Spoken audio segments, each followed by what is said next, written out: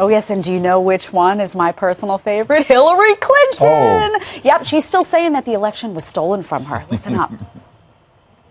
I think it's also critical to understand that, as I've been telling candidates who have come to see me, you can run the best campaign, you can even become the nominee, and you can have the election stolen from you.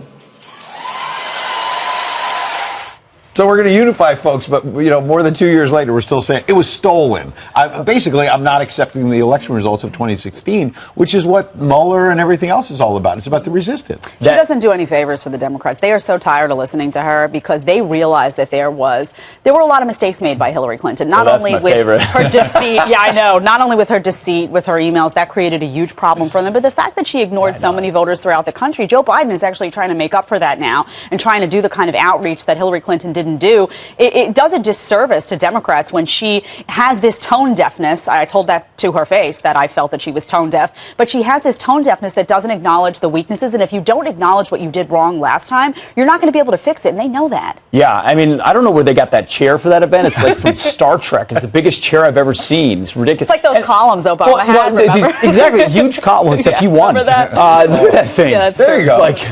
It's like swallowing her up. It is. Yeah. But I'll say this. The tickets for these events are being slashed. They can't sell them. At the last minute, in resale, there were tickets going as low as $2. Yep. Well, the story I read, they're telling me it's 20, but I read online $2. Maybe it's 20. Whatever. Who cares? I'll throw you a $20 bill. Go see Bill Clinton. You know, whatever it is, they're not popular and or relevant. But I think, to me, to already discredit the 2020 election, that's what Nancy Pelosi's doing in that previous statement. So it's not going to be legit. Already, we're still talking about legitimacy. So what do you think? Out in full force. Joe Biden yesterday out on the trail in South Carolina, a key early state. He's clearly not holding back and going right at the president of the United States. Yeah, he's claiming that Jim Crow laws are making a comeback. Take a listen. The single most important right you have as an American, the right to vote. The right to vote. And folks, last year, 24 states introduced or enacted at least 70 bills to curtail the right to vote. And guess what? Mostly directed at, quote, people of color. You see it. We got Jim Crow sneaking back in. No, I mean it. Why? Because, you know, if everybody has an equal right to vote, guess what? They lose. They lose. Jim Crow sneaking back in. That's his play. He hasn't talked about policy, can't go as far left as the other folks where the energy is. So his is to punch Trump as hard as possible and add to racial division what exists in this country by claiming that President Trump doesn't want minorities to vote. Why? Because we believe in voter ID laws where we'll give you a free ID and then you just prove who you are when you come to the ballot box. This is ridiculous stuff. Once again, running against. He's constantly running against someone. Oh, Trump does this. This is bad. I have yet to hear him say one positive thing that he brings to the table policy-wise. People are waiting. Democratic voters, I talk to them all the time. A lot of my friends are Democrats, and they're waiting, and they're saying, you know, I like him, like I want to support him, but what's he actually going to do? And they really can't name one thing. A lot of my friends are Democrats is a sentence I've never used. It's true. They're all, I mean, we live in New York City. It's true, and a lot of them are, so it's good. I get to chat with them. There as well is the fact that this candidacy has a lot of contradictions. He wants to run on unifying the country, right? What does he do right out of the box? This kind of stuff about Jim Crow, the initial video all about Charlottesville. Let's divide. Let's say let's attack the president instead of unifying the country as he claimed. He also on the trail yesterday at a private fundraiser, this was behind closed doors, was saying, I don't want to get into an insult game with the president of the United States. And then he says, here, quote, so many nicknames I want to give this guy. Start with clown. The only place he has any confidence is in the mud. Ooh. So which one is it? Are you going to unify the country or not? Are you going to insult the president or not? I think bluster is his play. Division is his play.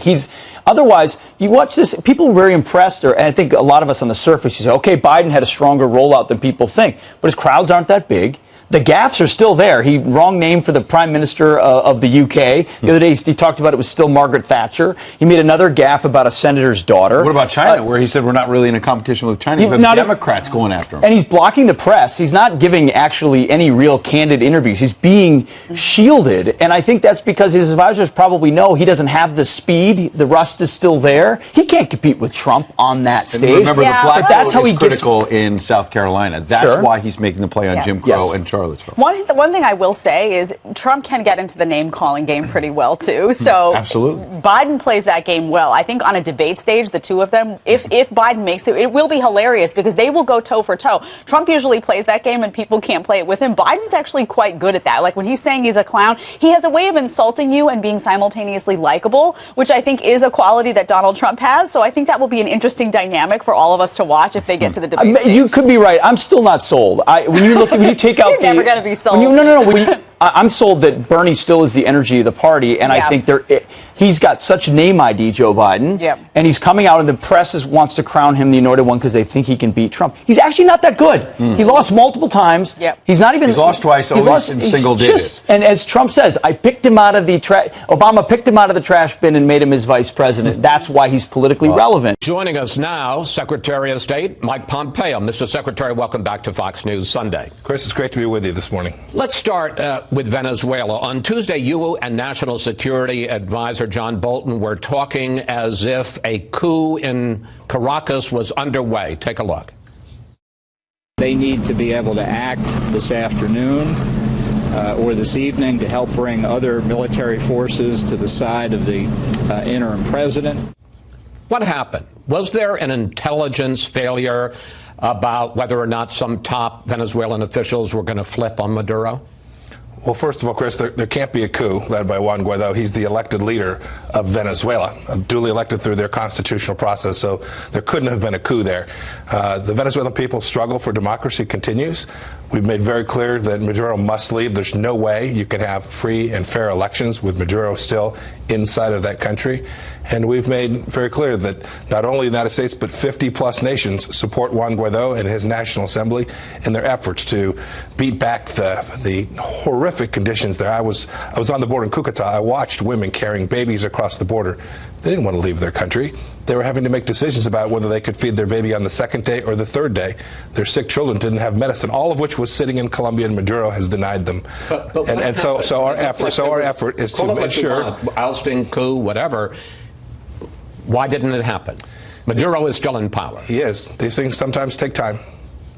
And why did we think it was going to happen on Tuesday and it didn't happen? We know it's going to happen. But I don't mean to press Chris, I'm not going to talk about all the various conversations that have taken place. We continue to work with leaders down there.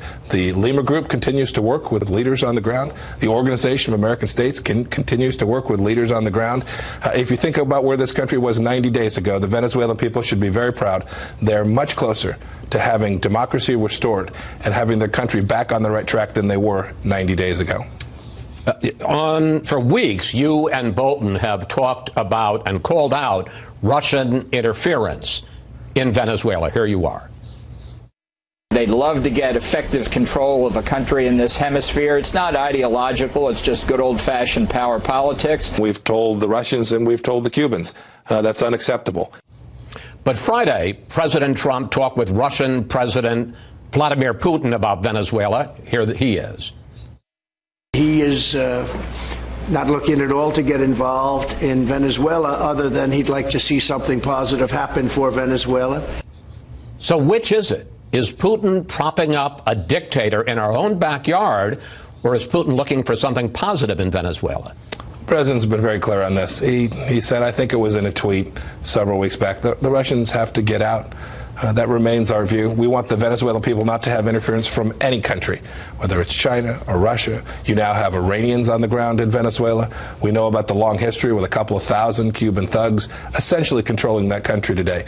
The United States wants all other countries out of this nation and allow the Venezuelan people to restore their own democracy. We're confident that we're going to achieve that, and I couldn't tell you what day, but it will happen. But the president told the American people that Putin said that he didn't want to get involved there. He was looking for something positive. In fact, Russia is very involved. The Wagner Group, private Russian military force in Venezuela. Putin has sent top military and intelligence officials to Venezuela. What are you going to tell? You're going to be meeting with Russian Foreign Minister Lavrov in Finland tomorrow. What are you going to tell him? And tell him the same thing the president told the world, that every country must get out, including the Russians. That's what I'll tell them. We don't want anyone messing around with Venezuela. We want them to be an autonomous, independent, sovereign state, democratic elected officials. This is what we desire for the Venezuelan people. That's what I'll talk with him about. I'm then going to travel on to Germany and to the United Kingdom. We're going to work with them to achieve this objective. The Mueller report that came out has completely cleared the president when it comes to collusion with the Russians in the 2016 election. As for the Kremlin, however, it said this: the Russian government interfered in the 2016 presidential election in sweeping and systematic fashion. But here's how President Trump described his talk with Putin on Friday about 2016 and about possible meddling in 2020. Take a look.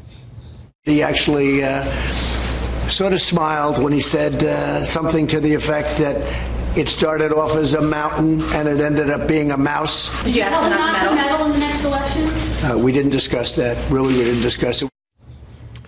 Why doesn't the president get tough with Putin about what everyone seems to agree is clear, meddling in 2016 and the threat of meddling in 2020?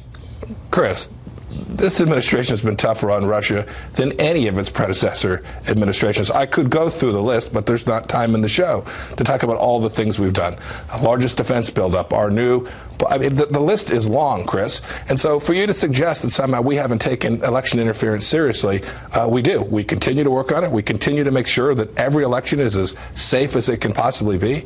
The Department of Homeland Security, the intelligence agencies, all working to not only ensure that 2018 was successful, we were, and that 2020 will continue to be successful. We take seriously the threat of election interference from every country, Russia included. But I guess what I'm asking, and I take your point, because in terms of specific policies, the U.S. government... So, Chris, I don't get your point. Well, I'm confused. Well, I'm confused. Let me make it. You're looking at the administration that has been tougher on Russia than any of its predecessors, and yet you continue to be fixated on something that Robert Mueller wrote down. I struggle with that. I'm not fixated about Robert Mueller. I'm fixated on the president's conversation with Vladimir Putin, and the fact that in a conversation he doesn't even mention meddling in 2020. And the question I'm asking, I think it's a legitimate one, a lot of people are asking it, sir, is why not? I talk to leaders all the time. We cover a broad range of subjects.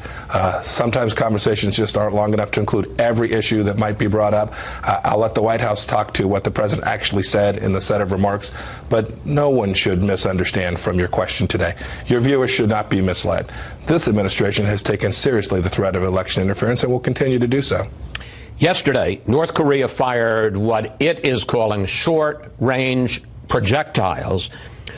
But the question is, and let's put these up on the screen, were they in fact North Korea's new short-range ballistic missiles? And if so, did they violate North Korea's moratorium on missile tests since 2017? Here's what we know so far. The launches, and there were several, were of a short range. I don't want to say exactly how long. We're still working to ensure that we have the data set right. We have high confidence that they were not intermediate range missiles, that they were not long range missiles or intercontinental missiles. We are continuing to evaluate that data set, but we want to put it in the larger context. We still have every intention of negotiating a good resolution with North Korea to get them to denuclearize.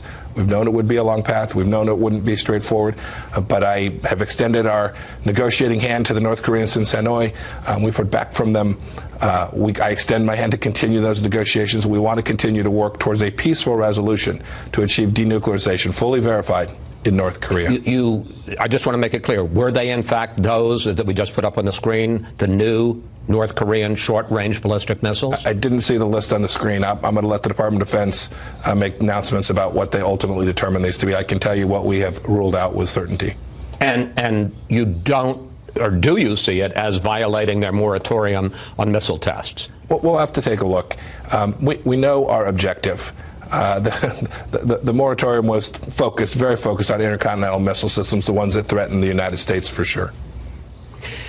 North Korean officials, you talk about wanting to continue talks, have gone after you recently. I want to put some of this on the screen. They said you have a, quote, mean character. You should be replaced by someone, quote, more careful and mature in communicating with us. And you talk about changing, your talk about changing passive diplomacy fails. Their quote, sir, not mine, is stupid and dangerous. I guess the question I have is, the president says, even in a tweet yesterday, the deal will happen. It sure seems like diplomacy between the U.S. and North Korea is in trouble. It always seems that way till it's successful, Chris. And as for the North Korean comments, the immaturity thing, I'm not so sure about. The rest of it, I'll let the world decide. There were some moments in this conversation when I thought mean might be correct. Fair enough. The president gets to choose who his negotiators are. He's leading the effort.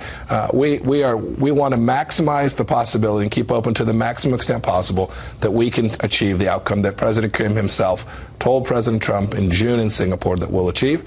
And we're working to do that. That's what the State Department's mission is. I've got a couple of minutes left. I want to get into two more subjects. One, there has been an outburst of rocket fire from Gaza. Israel is responding with airstrikes. Is this just the normal outburst that we see across that border every once in a while, or do you think it's something more serious? Well, it's pretty serious. Now the number is over 400 rockets that we can validate have been fired. The Israelis have every right to defend themselves. I've seen video that we can't validate just yet, but where there have been strikes on homes, civilian populations. These rockets were fired with civilians around them in order to protect from return fire. This is terrible. The Israelis have every right to protect the sovereignty of their nation, and I hope that we can return to the ceasefire that had been in place for weeks and had been holding significantly before this. The Pentagon issued a report this week that China is making tremendous progress in replacing the U.S. as the preeminent leader in the Pacific, and it also is projecting economic power as well. But former Vice President Biden said this week. China is going to eat our lunch. Come on, man. They're not bad folks, but guess what? They're not they're competition for us. Does former Vice President Biden know something you don't? Seems a little disconnected from the reality that is China today. Maybe when he ran for president the first time this was the situation, but it's certainly not today. China poses an enormous challenge to the United States of America. I agree with him. Ultimately, America will prevail. I'm confident that we should bet on our nation, but it's going to take a serious concerted effort. A president like President Trump, who's prepared to push back against China, whether that be on trade or their military buildup or the theft of our intellectual property. We need a president who will be serious in protecting America against the challenges that China presents. Secretary Pompeo, thank you. Thanks for your time. Always good to talk with you, sir. Safe travels. Thank you, sir.